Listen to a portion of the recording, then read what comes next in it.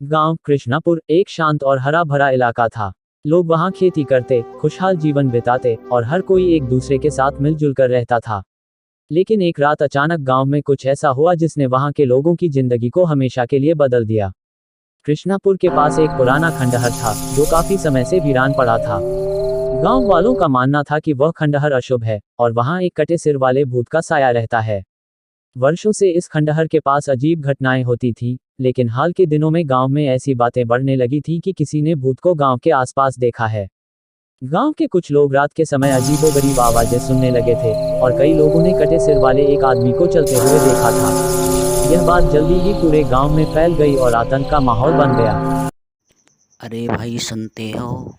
ज़्यादा घूमना रात में अच्छी बात नहीं है। आपको पता है क्या चल रहा है? तुम सही कह रहे हो। गांव में सरकटे का आतंक चल रहा है। जो रात में घूमता है उसको वो मार देता है, इसलिए रात में घूमना अच्छी बात नहीं। कुछ लोग यह मानने लगे थे कि यह भूत उस खंडहर से बाहर निकलकर गांव में आतंक मचा रहा है।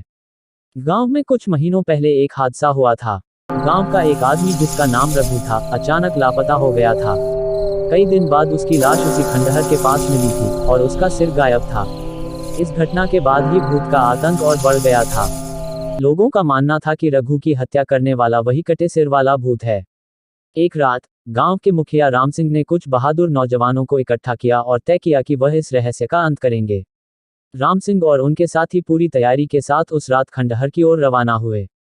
जैसे ही वे खंडहर के पास पहुंचे, उन्हें अजीब सी ठंडी हवा महसूस होने लगी और अचानक उनके सामने एक कटे सिर वाला भूत प्रकट हो गया। उसके शरीर से खून टपक रहा था और वह जोर जोर से चिल्ला रहा था, मुझे मेरा सिर वापस दो।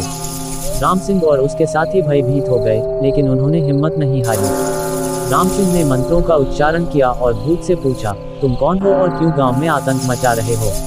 भूत ने कांपती हुई आवाज में कहा, मैं इसी गांव का एक सैनिक था जिसे राजा ने धोखे से मरवा दिया था।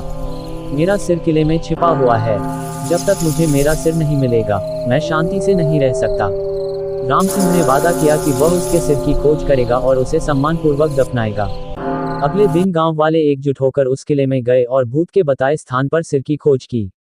काफी मशक्कत के बाद उन्हें एक छिपा हुआ स्थान मिला जहां उस भूत का सिर रखा हुआ था।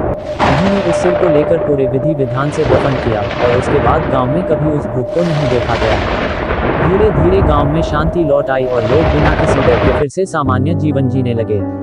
कहानी का संदेश, अधूरी आत्माएं शांति की तलाश में भटकती रहती हैं और उन्हें उनकी सही जगह पर पहुंचाने का काम इंसानों का है।